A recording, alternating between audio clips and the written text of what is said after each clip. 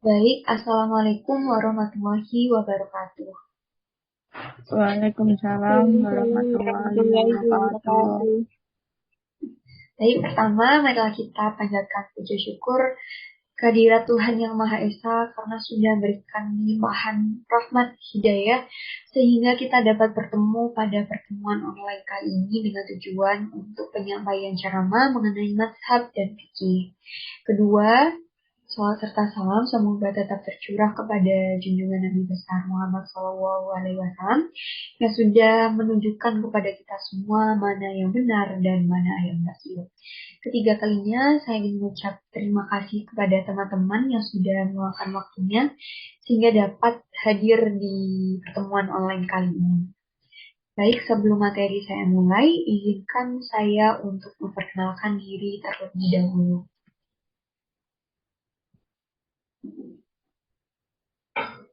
Uh, Perkenalkan, nama saya Xenia Indi Aurelia dengan nomor NIM 2250803071111002. Saya dari kelas H1M, Program Studi Teknologi Hasil Perikanan, jurusan Manajemen Sumber Daya Perairan, Fakultas Perikanan dan Ilmu Kelautan, Universitas Brawijaya Alam. Baik, berikut ada daftar pembahasan atau daftar isi apa saja yang akan kita bahas pada sore hari ini. Yang pertama adalah pengertian dan terbentuknya mazhab. Kedua, macam-macam mazhab. Dan yang ketiga, ada apakah tercela jika pindah mazhab. Yang keempat adalah pengertian fikih. Dan yang terakhir, fikih pada masa-masanya. Baik, langsung saja kita akan bahas mengenai mazhab. Sebenarnya, apa itu mazhab?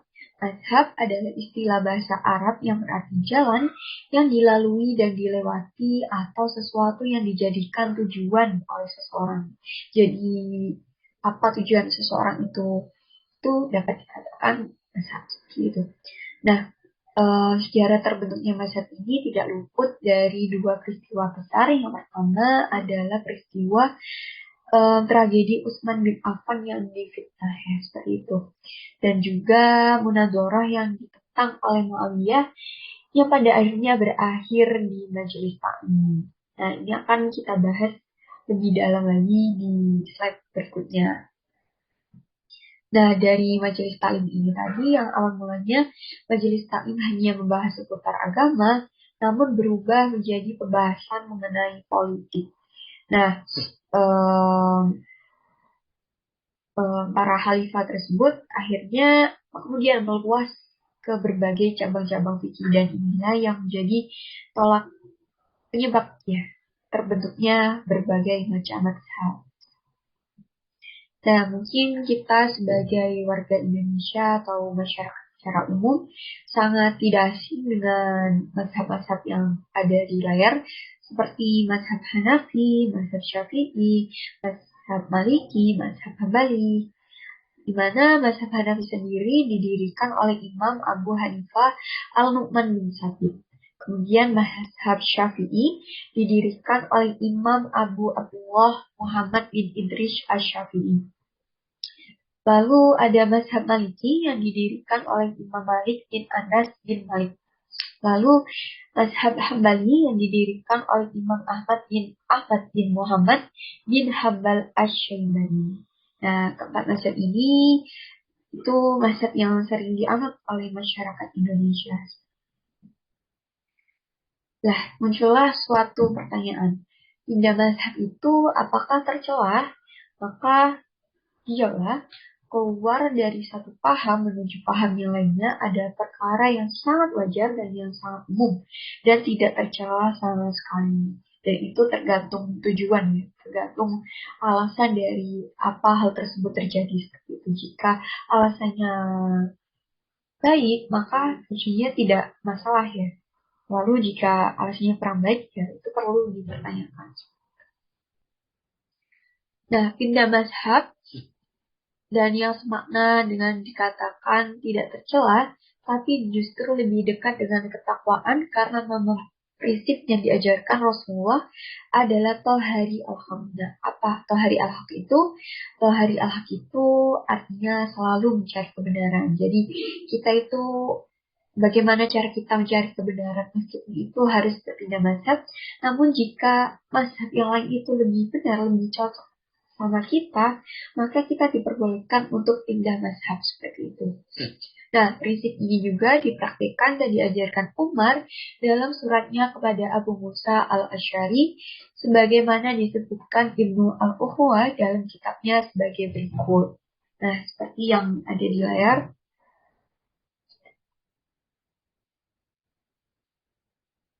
Nah, dari itu apa sih pelajaran yang dapat diambil? Nah, beberapa pelajaran yang dapat diambil. Yang pertama adalah istilah fikih itu bukan celah, tidak menunjukkan perpecahan asalkan dijaga adab istilahnya. Nah, ini sudah jelas sekali ya kalau tidak mau terpecah atau terjadi konflik, kita harus menjaga adab kita seperti itu. Lalu berpindah mazhab bukan bermakna pengkhianatan dan bukan pula aib. Nah, ini juga sudah jelas ya. Karena mazhab itu kita harus mencari kebenaran gitu. Jadi bukan untuk bermaksud untuk mengkhianati mazhab lainnya atau bagaimana, tapi untuk mencari kebenaran itu tadi. Dan itu bukan aib sama sekali. Nah, seseorang akan sanggup berpindah mazhab jika memiliki keikhlasan. Nah, ini juga sudah jelas ketika hati kita merasa egois bahwa mazhab ini yang paling benar, pasti sulit sekali adanya keikhlasan dalam hal tersebut ya. Jadi kita itu harus ikhlas dan seperti menerima banyak ilmu dari berbagai gitu. Tidak hanya berpatok pada satu mazhab dan tidak menganggap golongan kita yang paling benar seperti itu. Nah, dalam istilah fikih pasti ada satu kebenaran, namun ijtihad yang salah satu dimaafkan. Lalu ada ada pula kadang-kadang tuh orang baik yang ketika dikritik pendapatnya, maka reaksi awalnya adalah curiga terlebih dahulu seperti itu. Dan kadang pula petunjuk kebenaran itu datang lewat mimpi. Nah, itu juga sudah kuasa Tuhan ya bagaimana menunjukkan kita suatu kebenaran bisa lewat mimpi atau hal lainnya. Nah, menghadapi perbedaan pendapat kemudian bingung itu sangat manusiawi. Lalu solusinya adalah kita meminta petunjuk pada Allah dengan sungguh-sungguh. Yang artinya ketika kita bermusyawarah atau berdiskusi, perbedaan pendapat itu wajar sekali. Nah, bagaimana solusinya? Solusinya adalah kita minta petunjuk kepada Allah dengan sungguh-sungguh. Nah, masalah ditunjukkannya lewat mana, lewat apa, itu juga sudah urusan Allah seperti itu. Jadi yang harus kita usahakan adalah kita harus yang coba untuk diskusi terlebih dahulu dan berusaha untuk mencari solusi yang terbaik.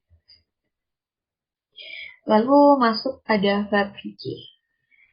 Nah, fikih adalah semua perbuatan atau ucapan yang berkaitan dengan manusia, baik ibadah, muamalah, pidana, perdata, maupun berbagai jenis akad dan pengeluaran yang telah disepakati oleh ulama. Meskipun mereka memiliki pendapat yang berbeda, jadi para ulama itu meskipun pandangannya itu berbeda-beda kan, tapi mereka itu mau untuk bersatu untuk menyepakati suatu hal untuk kebaikan bersama. Nah, fikih sendiri itu ada 3 masa teman-teman. Yang pertama ada di masa Rasulullah, masa para sahabat, dan masa para tabi'in. Nah, kita masuk pembahasan di fikih di masa Rasulullah terlebih dahulu. Jadi, masyarakat Islam di masa Rasul itu sering bertanya atau mengeluh tentang suatu masalah itu kepada Rasulullah. Secara langsung ya tentunya. Kemudian Rasulullah itu memberi jawaban. Sehingga jawaban ini dijadikan suatu hukum atau keputusan untuk bekal untuk menyelesaikan suatu perkara di masa yang akan datang. Seperti itu. Nah, pada masa itu pula sunnah menjadi sumber hukum baik dalam perbuatan nabi, perkataan, maupun ketetapan. Semua hukum dan keputusan hukum didasarkan pada nabi. Nah, pada Rasulullah sendiri itu masa ini pun pokoknya itu intinya semua hukum itu ada di Rasulullah seperti itu. Karena para sahabat sendiri merasa belum berhak untuk memberikan pendapat mereka mengenai suatu permasalahan. Dan suatu saat ada sebuah kisah Ali bin Abi Thalib dihadapkan suatu masalah, lalu ia bingung bagaimana solusinya, sehingga Ali bertanya kepada Rasulullah. Dan Rasulullah memberi pengertian pada Ali, sehingga itu dapat dijadikan Ali sebagai um, bekal untuk menyelesaikan masalah yang akan dihadapi. Gitu. Baik, um, pada periode kerasulan ini ada dua periode. Yang pertama ada periode Mekah, di mana ayat Al-Quran yang turun pada periode Mekah tidak banyak mengandung hukum fikih. Dan di Mekah pada zaman itu lebih berfokus membentuk ketauhidan umat muslim.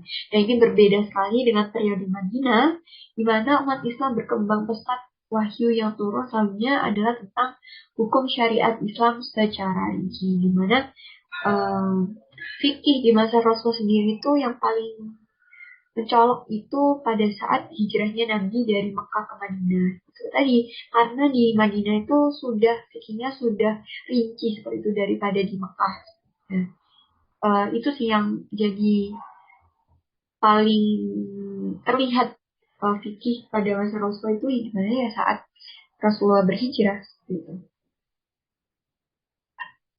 Nah, masuk di zaman fikih di masa para sahabat.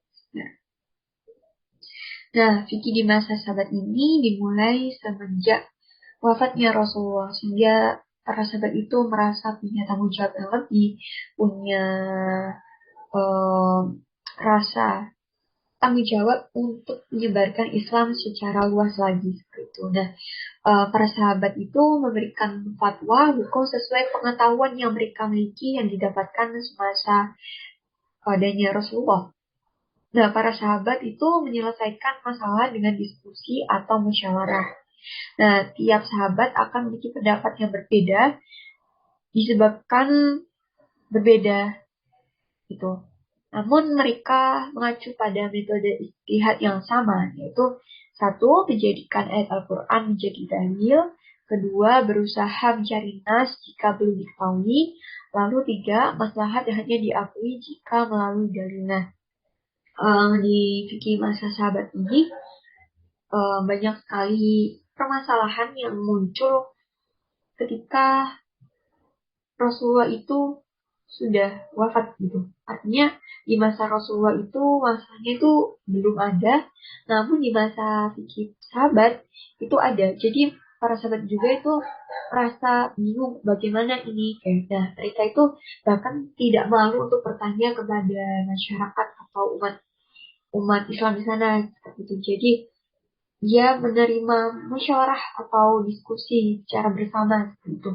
Namun kembali lagi dengan meyakinkan bahwa itu benar atau tidak seperti itu. Jadi mereka tidak malu untuk berdiskusi, untuk bertanya, dan tidak merasa bahwa pengetahuan mereka itu yang paling benar seperti itu. Tidak. Dan mereka itu sangat menerapkan metode ijtihad yang bersumber dari Al-Quran.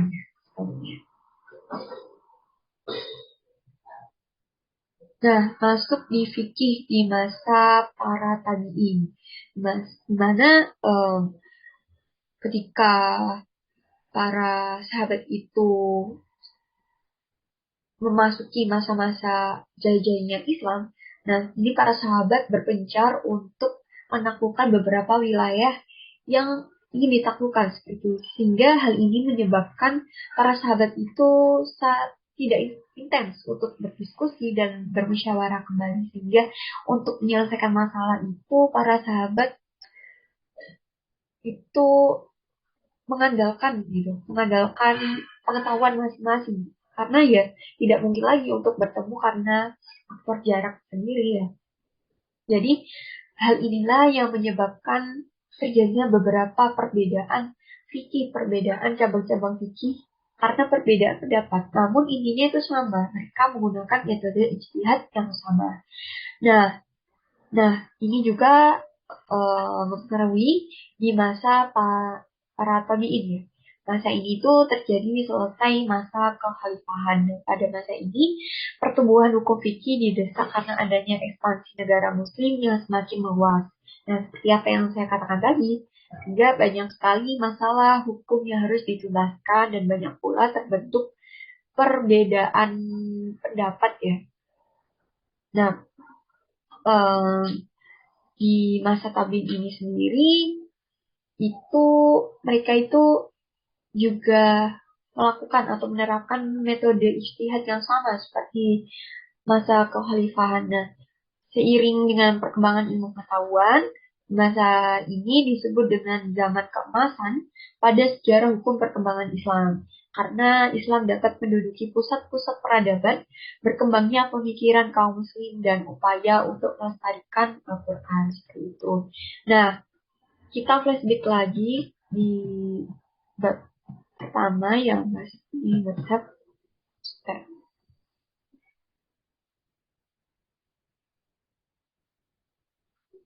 Nah,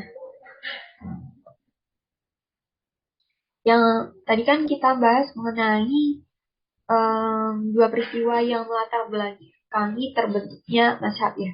Yaitu ada tragedi Utsman tadi, Utsman bin Affan yang difitnah dan ada suatu golongan yang tidak suka dengan Utsman bin Affan sehingga ia menolak untuk mematuhi segala hukum yang diberikan di masa Utsman bin Affan seperti itu.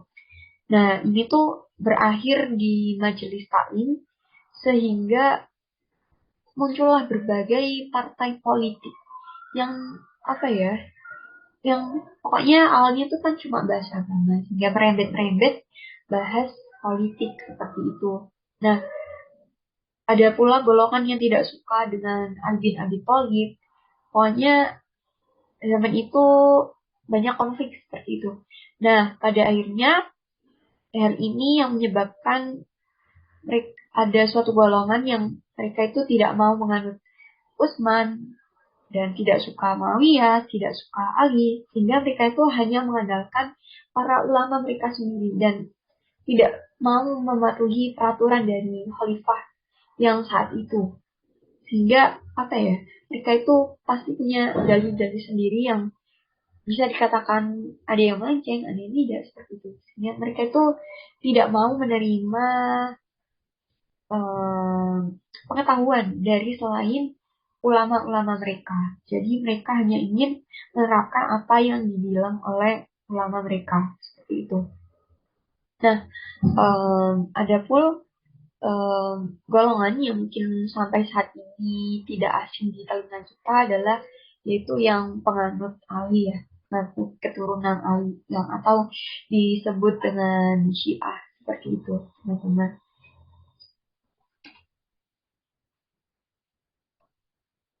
Nah, sekian presentasi dari saya. Mungkin teman-teman ada yang ditanyakan. Saya persilahkan. Baik, perkenalkan nama saya Azra Shana. Izin bertanya, kenapa fikih diperlukan dalam Islam? Bisa diulangi? Kenapa fikih diperlukan dalam Islam? Bisa dipahami? Oke, baik. Terima kasih atas pertanyaannya. Saya ingin bantu jawab ya. Nah, fikih ini itu sangat berkontribusi dalam Islam. Karena kalau tidak ada fikih, maka sumber-sumber syariat dalam Islam itu tidak karuan seperti itu. Jadi, fikih itu eh, sangat membantu dalam hasanah pengetahuan keislaman masyarakat seperti itu. Nah, ini juga bisa dijadikan sebagai modal dalam mengatur lakunya agar sesuai dengan diperintahkan oleh agama. Jadi, fikih itu sebagai perantara untuk mencapai suatu syariat yang dituntun gitu.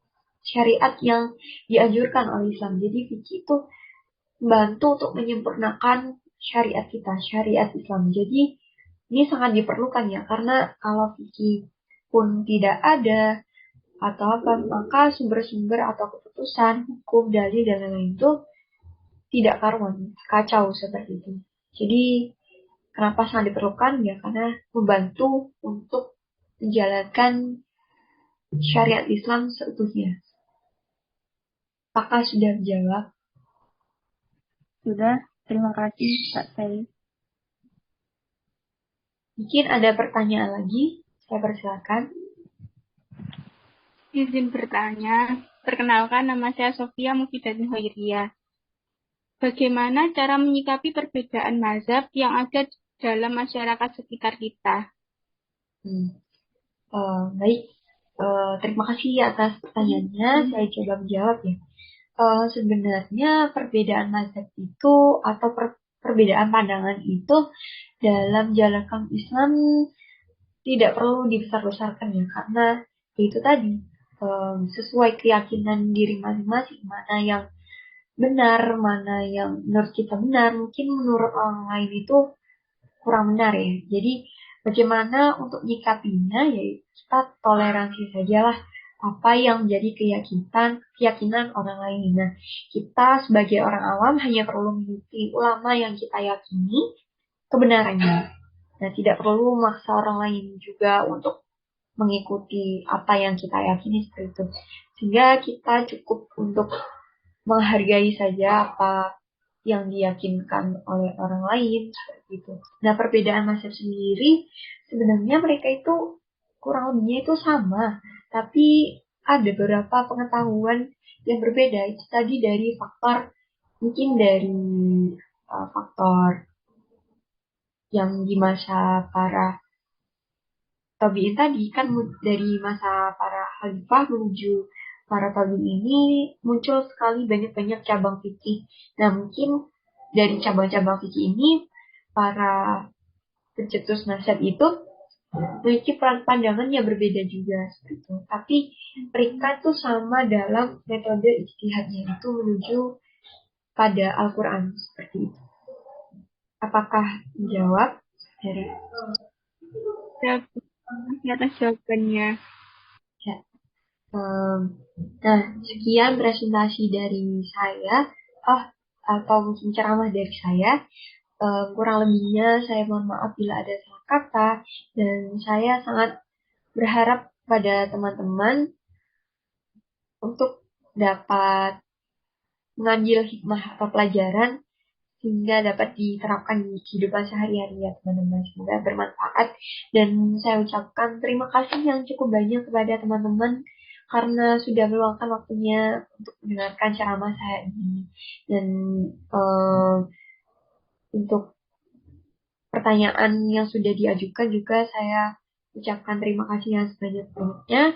Untuk kurang lebihnya atas pertanyaan saya mungkin ada yang kurang tepat, mungkin bisa dicari di sumber-sumber yang relevan seperti itu, seperti di jurnal atau di ceramah para ustadz.